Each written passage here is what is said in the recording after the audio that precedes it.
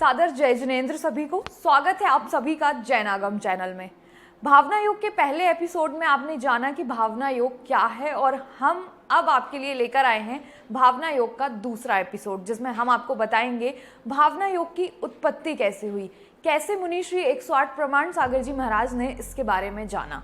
ये विचार आया जैन धर्म की साधना से। वर्तमान में एक सिद्धांत विकसित हुआ, लॉ ऑफ अट्रैक्शन।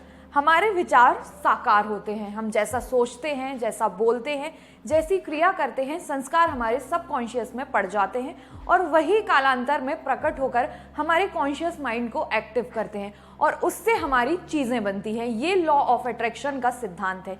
इसी के बल पर the power of subconscious mind जैसी बातें लोगों के बीच में आई, लेकिन ये तो हमारी चीज है।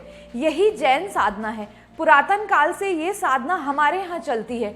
ये हमारे पूरे आध्यात्म में है। जैन साधना का प्राण है। जैन आध्यात्मिक या भावना योग में बस पश्चिम वालों में और हम में इतना अंतर है कि उन्हें पैसे कमाने के लिए, धन कमाने के लिए इस बात का चिंतन किया और हमने यानी भारत के ऋषि मुनियों ने परमात्मा के लिए, उन्होंने अर्थ के लिए बात की और हमने परमार्थ के लिए। यहाँ उनमें और हम में अंतर है। जैन जब आचार्य कुंद कुंद के ग्रंथों को पढ़ते हैं, जो समय सार की उक्ति है, हम जो भावना भाते हैं वो साकार होता है।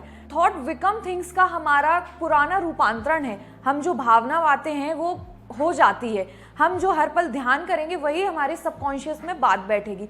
अभी हम अपने आप को गरीब, अमीर, राजा, रंग, छोटा या बड़ा मानते हैं, लेकिन जब हमारे मन में आएगा कि मैं तो केवल एक आत्मा हूँ, शुद्ध आत्मा, पवित्र आत्मा, तो हमारा मन बदल जाएगा, जीवन बदल जाएगा, हमारी आत्मा घटित हो जाएगी और एक पल ऐसा आएगा कि हम अपनी आत्मा को प्राप्त कर लेंगे।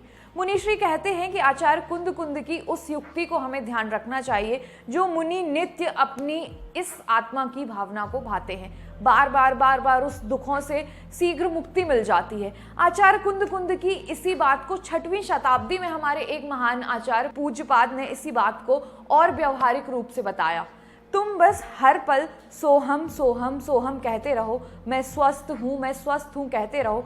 ये भावना भाते रहो तो हमारे मन में भी वह बैठ जाएगी। सबकॉन्शियस में बैठने के बाद हम भी आत्मा परमात्मा की स्थिति में परिवर्तन ला देंगे। ये बीज है भावना योग का। क्यों ना हम इसी बात को ठीक तरीके से परिवर्तित करें।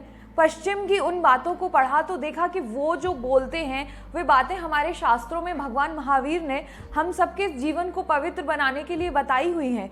इसे फैलाना चाहिए, जन जन तक जानी जानी चाहिए। ये जैन धर्म का प्राण है, जैन साधना का प्राण है। यही भावना योग है। कल हम फिर लेकर आएंगे भावना योग का तीसरा एपिसोड। जैन धर्म से जुड़ी ऐसी ही जानकारी पाने के लिए जुड़े रहिए हमारे चैनल जैनागम के साथ।